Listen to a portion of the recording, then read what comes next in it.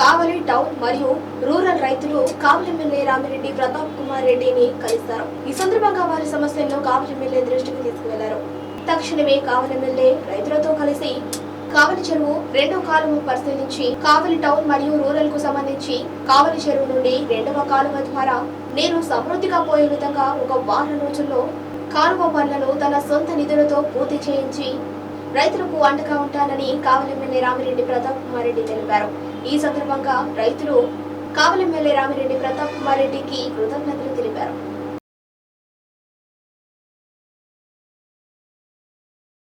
ఎక్కడైతే వేసి నాటు వేసేసి ఆల్రెడీ ఒక 40-50 అటువంటివన్నీ కూడా ప్రతి ఒక్క ఎకరా పండించే నీరు ఇవ్వటం జరిగింది. కాబట్టి అటు జగదంకి రైతాంగం కూడా ఎక్కడ ఇబ్బంది కావలి కింద, అదే కావలి రైతాంగం కూడా ఎక్కడ ఇబ్బంది ఉండ వాటర్ మేనేజ్మెంటు ఇంజనీరింగ్ డిపార్ట్మెంట్నే చేయాలని చెప్పి చెప్పడం జరిగింది. దానికి సంబంధించి దాదాపు ఇప్పుడు 600 క్యూసెక్స్ మన కావలి కాలువ ద్వారా వదులుతున్నారు.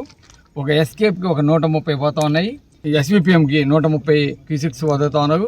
ఎస్కేప్ ద్వారా మనకి దాదాపు ఒక 150 క్యూసెక్స్ వదిలి, అదేవిధంగా సిబిఐకి ఒక 150 క్యూసెక్స్ వదిలితే అటు జగదంకి మండలంలో అదేవిధంగా కావలి ఈ కింద ప్రాంతమైన పెంట, ముంగమూరు, కోగదిన్న, జడగోగుల, అదేవిధంగా గౌరవ మేజరు ఇవన్నీ కూడా పంటకు పండిపోతాయని కూడా తెలియజేస్తున్నాం. ఇప్పుడు రైతాంగం అంతా కూడా ఎక్కడ ఇబ్బంది పడాల్సిన అవసరం లేదు. తప్పకుండా మనకి నీటిని ఇచ్చేదానికి వాళ్ళంతా కూడా సమ్మతించారు. కాబట్టి మేము ఒకటే చెప్తున్నాం, ఇంజనీరింగ్ విభాగానికి కూడా ఎక్కడ కూడా నీటిని వృధా చేయకుండా రైతాంగానికి ఎక్కడ అవసరమో వాటన్నిటి కూడా ఇచ్చుకుంటూ మీరు చూసుకొని ఎక్కడ ఎండిపోతుంది, ఎక్కడ ఇబ్బంది పడుతున్నారో చూసి వాళ్ళందరికీ కూడా ఇచ్చే బాధ్యత రైతాంగం, అదేవిధంగా రెవెన్యూ డిపార్ట్మెంట్ కూడా తీసుకోవాలని కోరుతున్నాం. ఎందుకంటే రైతుల కంటే ఈ పొలాలు రైతులు ఏదన్నా అడిగితే కొంచెం ఎమ్మెల్యే గారితో చెప్పి చేపిస్తున్నాము.